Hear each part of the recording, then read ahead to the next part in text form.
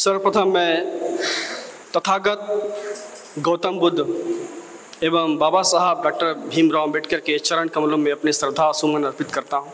आदरणीय मंच एवं देश भर से आए हुए भाई और बहनों, बच्चों, आप सबको मेरा क्रांतिकारी जय भीम, नमो बुद्धाय।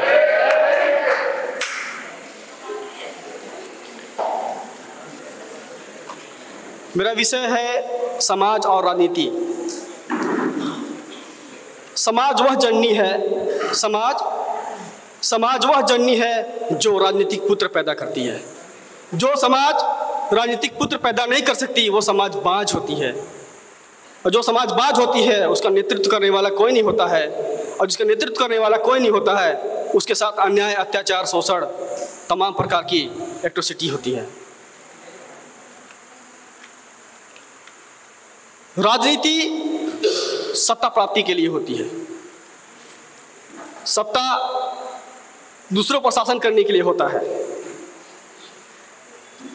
उससे पहले मैं बताना चाहूँगा कि खुद पे सत्ता करना है, खुद पे शासन करना है तो उसको अनुशासन कहते हैं। दुनिया में जितने भी लोग पैदा हुए तमाम लोगों ने खुद पर शासन किया। तथागत बुद्धि बोलते हैं अत्त दीपो भव, स्वयं प्रकाशमान बनो। जब हम खुद पर अपने आप पर सत्ता करने के लिए जब नियम बनाते हैं, रूल्स बनाते हैं, उसे प्रतिज्ञा लेके उसका पालन करते हैं तो उसे बोलते हैं अनुशासन। जो भी व्यक्ति अनुशासन में आया है, अनुशासन का पालन किया है, वो सफल हुआ है, विजयी हुआ है, और उसका एग्जाम्पल पूरी दुनिया में है। एक एग्जाम्पल देना चाहूँगा मैं तथागत बुद्ध का। तथागत बुद्ध जब सिद्धार्थ गौतम थे, बुद्ध नहीं हुए थे, उन्होंने बहुत सारे आलार कलाम, बहुत सारे गुरुओं का उन्होंने शिक्षा ग्रहण किया और उनके बताए नियमों का पालन किया, और अनाज का एक दाना खाते थे, और उनकी जो पेट है और वो जो वो अस्थियां है, मतलब जो पसलियां हैं और रीढ़ की हड्डी, वो ऐसे चिपक गई थी। एक हमारे पास उनका बोधगया में उसका बहुत सारा अच्छा स्टेचू है। तो उनके अपने गुरुओं द्वारा बताया गया अनुशासन को पालन करने के वजह से उनकी हालत ऐसी हो गई। लेकिन उन्होंने जो सुजाता का दिया हुआ खीर खाया तो उन्हें पता चला कि नहीं, मध्यम मार्ग है, मुझे उतना भी नहीं खाना है कि मैं बहुत ज़्यादा फैटी हो जाऊँ, हेल्दी हो जाऊँ, इतना कम भी नहीं खाना है कि मैं मृत्यु ही हो जाऊँ, मर ही जाऊँ। तो उन्होंने मध्यम मार्ग अपनाया और उन्होंने प्रतिज्ञा ग्रहण किया कि आज चाहे कुछ भी हो जाए, आज चाहे कुछ भी हो जाए, मैं बुद्धत्व प्राप्त करूंगा। उनके बुद्धत्व प्राप्त करने के लिए जब प्रतिज्ञा ग्रहण करके उन्होंने जब अपने कुशन पे बैठे, आसन पे बैठे, तो बहुत सारे मार उनके ऊपर मार आए, उन पर आक्रमण किया। लेकिन तथागत बुद्ध की कमिटमेंट इतना ज़बरदस्त था, अपने पर उनका कंट्रोल इतना ज़बरदस्त था कि उन्होंने बुद्धत्व को प्राप्त किया। शासन बाबा साहब डॉक्टर भीमराव अम्बेडकर ने, हम उससे पहले बताना चाहूँगा कि हम जब धम्म पालन गाथा पढ़ते हैं तो उसमें हम पढ़ते हैं कि सब पाप सकरण कुशल स उपसंपदा सचिद परियोतपनं एतं बुद्धं शासनम। तो बुद्ध का शासन कैसा हो? अकुशल कर्मों को नहीं करना और सभी कुशल कर्मों को करना, सभी अकुशल कर्मों को नहीं करना और सभी कुशल कर्मों को करना, ये बुद्ध का शासन है। इसका पालन करना बहुत कठिन है और समझना छोटा सा बच्चा भी समझ सकता है, लेकिन पालन करने वाला 80 साल का बूढ़ा भी इसमें फेल हो जाता है, असफल हो जाता है।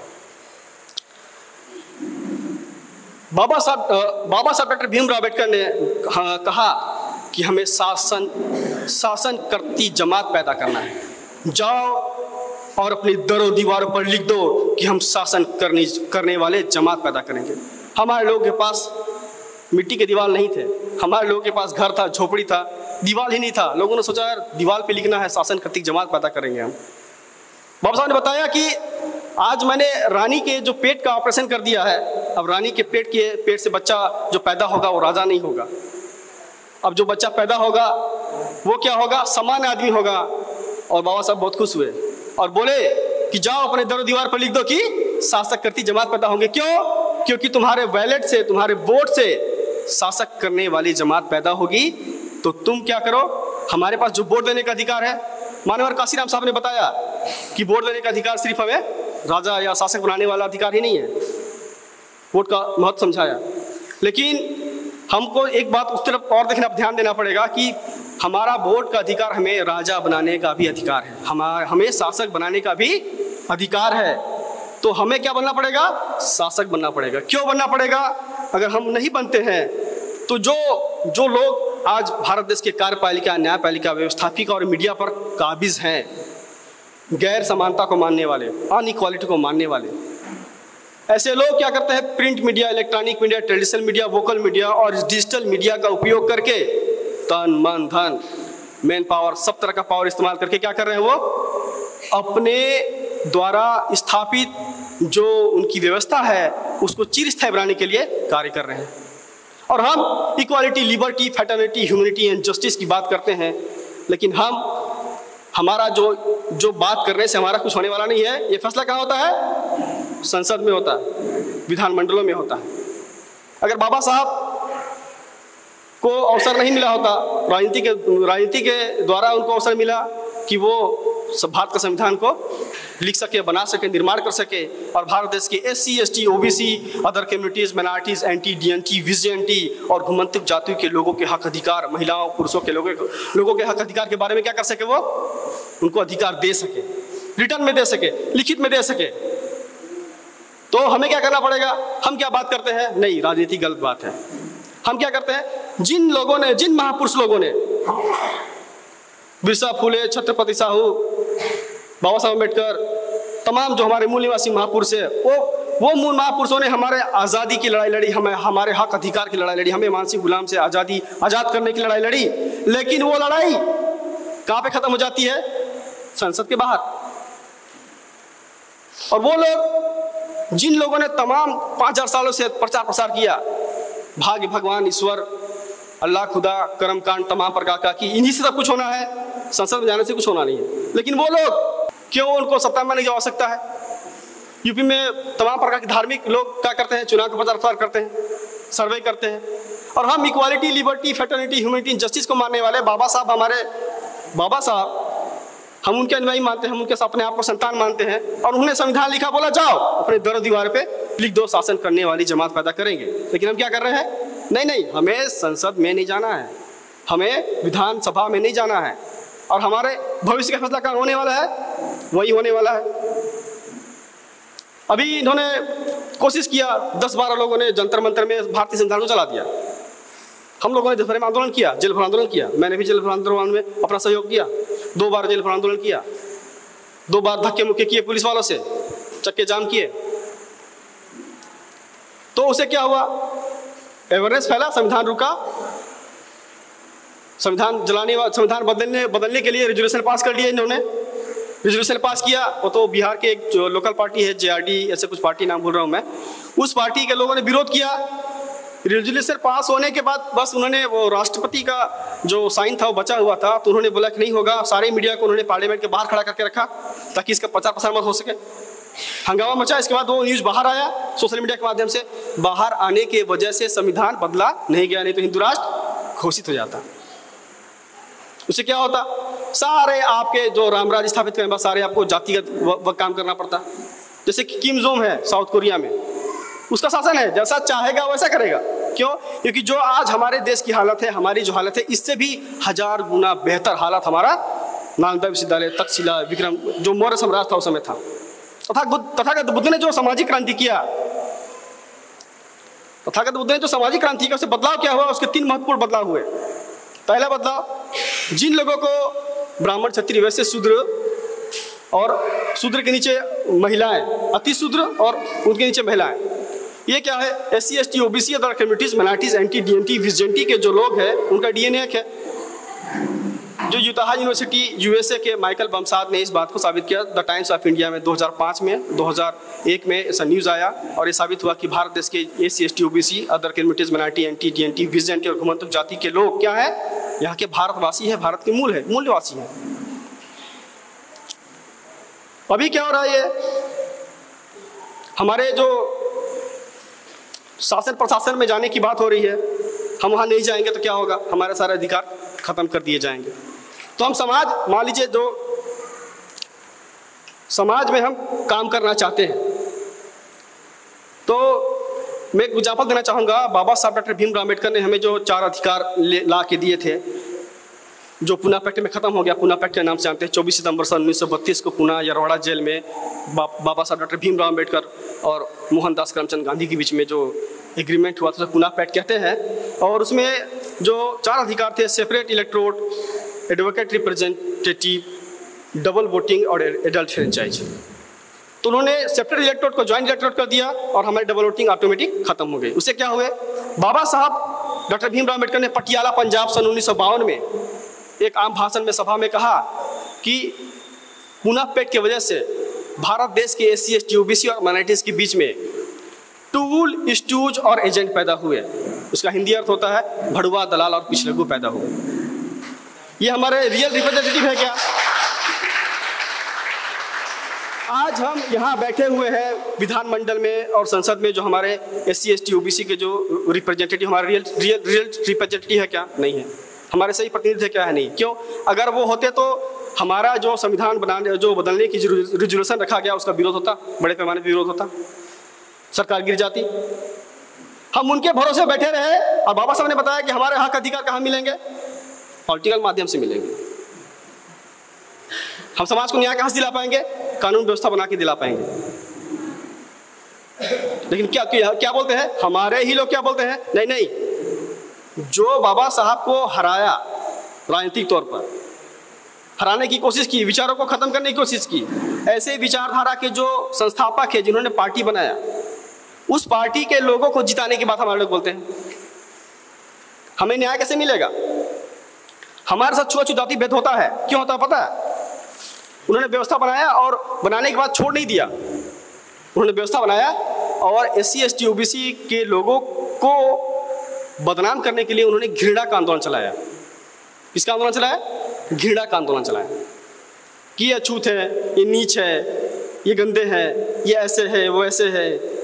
इनको ऐसा क्या किया गया? ऐसा लगातार सतत कई सालों तक, हजारों सालों तक उन्होंने क्या किया? 4 हजार साल तक क्या किया? उन्होंने घृणा का आंदोलन चलाया। आज भी घृणा का आंदोलन चलाते हैं। जब देखते हैं SC ST OBC के लोग आगे बढ़ रहे हैं, SC ST के लोग आगे बढ़ रहे हैं, एट्रोसिटी करो उनके ऊपर। पढ़ लिख गया समाज आगे बढ़ गया, एट्रोसिटी करो। हमारे लोग उसके ऊपर होता है, डर जाते हैं पूरे लोग। क्यों? क्योंकि हमारे अंदर जो कॉन्फिडेंस आ रहा है शासन करने के लिए, शासक कर्ता जमात पैदा होने के लिए, वो कॉन्फिडेंस हमारा लूज हो जाए। फिर क्या करते हैं लोग? हमारा शासन क्या होगा? लूज हो जाए, कॉन्फिडेंस लूज जाए, डरा दिए सबको। फिर डराने के बाद क्या करते हैं लोग? ये क्या करते हैं, हम लोगों को ये बताने के लिए तुम नीच हो, भले तुम कितने भी पढ़े लिखे हो, कितने भी नॉलेजेबल हो, कितने भी एबल हो, कितने भी आप सब कुछ कर सकते हो, फिर भी क्या हो? नीच हो। नीच क्यों हो? क्योंकि वो व्यवस्था उसका प्रचार प्रसार हो रहा है और वो पीढ़ी दर पीढ़ी क्या हो रहा है? संस्कारित होते जाता है और वो सारे लोग हम पर क्या कहते हैं? उसका अनुकरण करते हैं। तो इसके वजह से हम लोग क्या कर नहीं पा रहे, हमारे अंदर शासक जमात पैदा नहीं हो पा रहे। तो हमारे हक अधिकार कहाँ से मिलेंगे हमें? अगर फर्ज कीजिए कि एक भारत देश अगर हिंदू राष्ट्र घोषित होता है तो यहाँ के बुद्धिस्ट कहाँ जाएंगे, सिख कहाँ जाएंगे, मुस्लिम कहाँ जाएंगे, क्रिश्चियन कहाँ जाएंगे? कहाँ जाएंगे वो लोग? मारा जाएगा, सब मारे जाएंगे। क्योंकि कानून ऐसा कानून बना दिया जाएगा, या तुम पालन करो या तो मारे जाओ। तो हमें हमारे सभी अधिकारों के सुरक्षा के लिए हमें क्या जाना पड़ेगा? पार्लियामेंट में जाना पड़ेगा ना, विधानमंडल में जाना पड़ेगा ना। हम फेल क्यों? हमारा आंदोलन क्यों फेल होता है आज तक? मैंने थोड़ा सा एनालिसिस किया है, हो सकता है कि मैं उतना सही नहीं हूँ। मैंने एनालिसिस किया है कि हमारा आंदोलन इसलिए फेल होता है कि हम 14 अप्रैल को आ गए, रैली कर लिए, धरना कर लिए, भाषण दे दिए, वापस लौट गए। वो सिर्फ भीड़ होता है। हम 14 अक्टूबर को आते हैं, हम अशोक विजयदशमी दिन में आते हैं, लाखों लोग आते हैं, भीड़ होता है, चले आते हैं। हम बड़े बड़े आंदोलन करते हैं, रैली करते हैं। एग्जाम्पल देना चाहता हूँ, छत्तीसगढ़ में जो शिक्षाकर्मी लोग हैं उन लोगों ने आंदोलन किया। जैसे महात्मा गांधी अमर अनशन करता है, वैसे गांधी स्टाइल में उन्होंने अमर अनशन किया। गवर्नमेंट को कुछ फर्क नहीं पड़ा, 2-4 लोग आंदोलन करते करते नहीं पड़ गए। उन्होंने एक आदेश जारी किया कि ज्वाइन करो नहीं तो दूसरा भर्ती करेंगे हम। सारे लोग चले गए, सारे लोग चले गए, रिजर्वेशन पर उनका नहीं हुआ, सारे बैक हो गए सब लोग। जो शहीद हुए वो शहीद हो गए। लेकिन गांधी के टाइम पे, मोहनदास करमचंद गांधी टाइम पे क्या था? उन्होंने बोला कि अम्बेडकर साहब आप 4 अधिकार वापस लो, देने वाला नहीं है। बाबा साहब बोले कि मुझे खंबे पे लटका दो, ज़्यादा मैं बात नहीं करूँगा, शॉर्ट में बात करूँगा, सबको पता होगा आपकी इसके बारे में। मैं खंबे पे लटक के मरने के लिए तैयार हूँ, लेकिन अधिकार वापस देने के लिए तैयार नहीं। तो उन्होंने मस्के सर ने हमें पढ़ाया, बताया है मस्के सर, उन्होंने बताया कि नहीं, उन्होंने कई गाँव को जलाया, कई गाँव को गांधीवादी लोगों ने, कि राजाओं का राजाश्रय था उनको, गांधीवादी लोगों ने क्या किया, कई गाँव को जलाया। बाबा साहब पास पत्र गया कि नहीं, क्या बोलते हैं, जिनको तुम अधिकार देना चाहते हो अम्बेडकर, वो ही नहीं रहेंगे, तो तुम अधिकार दे के क्या करोगे। बाबा साहब बड़ा वो हो गया कि अरे ये तो विडंबना हो गई। और भारत देश के 52% लोगों ने बाबा साहब विरोध कर दिया। ओबीसी लोग, जो बाबा साहब ने ओबीसी लिखा, क्लास और कास्ट, तो ओबीसी लिखा उन्होंने, उसमें अनुसूचित जाति ही बना था, अनुसूचित जाति, अनुसूचित जनजाति। तो बाबा साहब ने बोला ये ओबीसी, अदर बैकवर्ड क्लास, अन्य, एससी का आदमी पिछड़ा, एसटी का आदमी पिछड़ा, इन दोनों पिछड़ा के अलावा अन्य पिछड़ा वर्ग, तो वो आज ओबीसी बना हुआ। उन्हें विरोध करा दिया उनका। तो ये सारी तमाम बातें हैं, तो कैसे होगा। हमारा जो भीड़ होता है आंदोलन करने के लिए, अगर हम आंदोलन कर रहे हैं, उसका फर्क अगर सामने वाले शासन करने वाले लोगों पर नहीं पड़ता है, असर नहीं पड़ता है, तो हमारा आंदोलन फेल। अब यहाँ पे गांधी ने किया तो उनका आंदोलन सफल हो गया। क्यों? क्योंकि अगर नहीं पालन करोगे तो उनके लोगों को अटैक करेंगे, लोगों को डराएंगे। लेकिन यहाँ मर गए शिक्षाकर्मी लोग, उनका नहीं हुआ। हम सड़क पे आते हैं, लाखों लोग की भीड़ लेके आते हैं, हम सत्ता बदल नहीं पाते, हमारी आर्थिक व्यवस्था बदल नहीं पाते। क्यों? क्योंकि हम कितना भी बड़े बड़े बात भाषण कर ले, कल मुझे पेस्ट लेना है, ब्रश लेना है, राशन लेना है, मैं उन्हीं की दुकान पे खड़ा हो जाऊंगा। मैं कितना भी भाषण दे लूँ, मैं उनकी दुकान पे खड़े जाऊंगा। क्योंकि हमारे लोगों ने क्या नहीं किया, राशन, भोजन के ऊपर अपना कंट्रोल नहीं किया। उन्होंने क्या किया, 3.5% लोग भोजन पर कंट्रोल कर लिया, वस्त्र पर कंट्रोल कर लिया, दवाइयों पर कंट्रोल कर लिया। हमारे पास है क्या? हमको इन चीज़ों के लिए उनके पास जाना ही पड़ेगा। फिर बोलते हैं कितना भी भाषण कर लो, कितना भी रैली कर लो, उनकी व्यवस्था के ऊपर कोई भी बदलाव नहीं आता है जब तक हमारे द्वारा किए गए आंदोलन से उनके ऊपर असर ना पड़े, उनके ऊपर फर्क ना पड़े, तब तक हमारा कल्याण होने वाला नहीं है। चाहे आर्थिक रूप से हो, चाहे सामाजिक रूप से हो, चाहे राजनीतिक रूप से हो।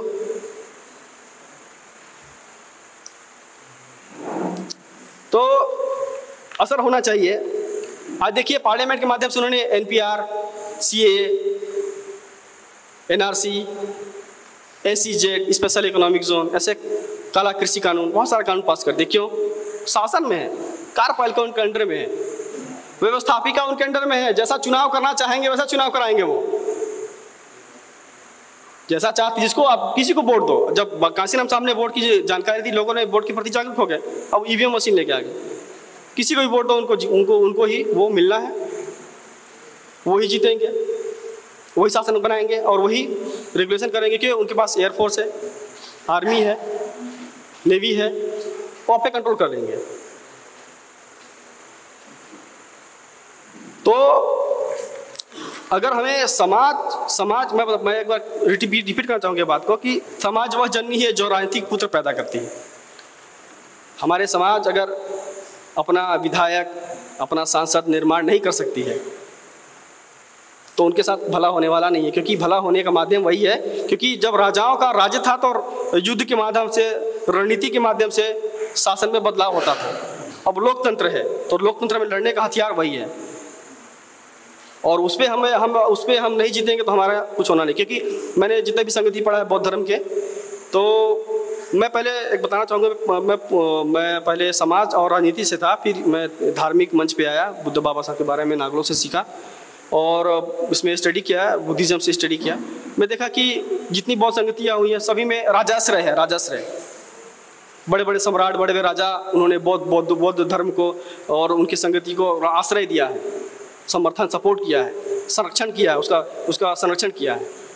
अभी क्या है, अभी हमारे लोगों का संरक्षण क्यों नहीं है? क्योंकि हमारे लोग सत्ता शासन में नहीं है, और जो है वो टूल स्टूज और एजेंट है।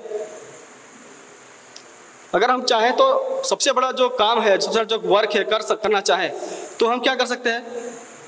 समाज से राजनीति में हम बहुत बड़ा, राजनीति का सहारा लेके बहुत बड़ा हम समाज के लिए कार्य कर सकते हैं। और अगर हम ऐसे इस बात को नहीं सोचते हैं तो मुझे ऐसा लगता है कि एक बहुत बड़ा हिस्सा, हम कितना भी बात कर ले बड़ी बड़ी, एक कानून पास करेंगे, एक कानून। देखिए जितने भी यहाँ के जो भगेड़ी हुए नीरव मोदी और जितने भी विजय माल्या, सब पैसा किसके दम पे भागे? देश से विदेश किसके दम पे भागे? भारत देश की व्यवस्था के दम पे भागे। उनके लोग शासन प्रशासन में इसके दम पे भागे। क्या हमारे पास LIB, CBI और ED और तमाम प्रकार की चीज़ें नहीं है? इन्होंने भगाया क्योंकि सत्ता शासन में है वो लोग। और विजय माल्या ने यहाँ से जाने से पहले उन्हीं पार्टी को बहुत सारा फंड दिया जिनको हम जिताने की बात करते हैं। तो बहुत सारी बातें हैं, मैं ज़्यादा समय नहीं लेना चाहता क्योंकि आप बहुत समय से सुन रहे हैं लोगों को और बहुत सारी बातें हैं, लेकिन कम समय में नहीं कर सकता। मैं एक बात बोलना चाहूँगा, कर सको तो वाड़ी में हुनर पैदा करो, कर सको तो वाड़ी में हुनर पैदा करो, मोड़ दे रुख तूफान हवाओं का वो असर पैदा करो।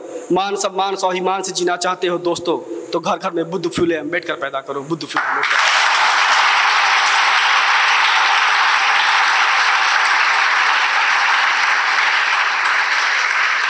जाने से पहले, किसी मंच पे जाने से पहले मैं एक लाइन जरूर बोल के जाता हूँ और वो लाइन बोल के ही जाऊँगा मैं। और बहुत ही वो हार्ट टचिंग है मेरे लिए, बहुत ही अंदर से जुड़ा हुआ वो शब्द है। अये मेरे तकदीर के कातिब, अये मेरे तकदीर के कातिब, मेरी पहचान लिख देना। अये मेरे तकदीर के कातिब, मेरी पहचान लिख देना। मेरे जिस्म के हर हिस्से पे बुद्ध फूले का नाम लिख देना, अम्बेडकर का नाम लिख देना। किसी को अहले ज़र लिखना, किसी को अहले ज़र लिखना, किसी को शोहरतों वाला। मेरी बस ये हसरत है, वतन की चाह में मुझे इंसान लिख देना, वतन की चाह में मुझे इंसान लिख देना। आप सबने मुझे सुना, आपका बहुत बहुत धन्यवाद। आपको एक बार फिर से क्रांतिकारी जय भीम। और कल जैसे धम्म पालन से कार्यक्रम का हम समापन करते हैं, इस बार हम 5 बार महामुनि का मंत्र चैंट करेंगे, महामुनि के मंत्र 5 बार, और उसके साथ इस कार्यक्रम का हम समापन करेंगे। महामुनि साक्य मुनि सा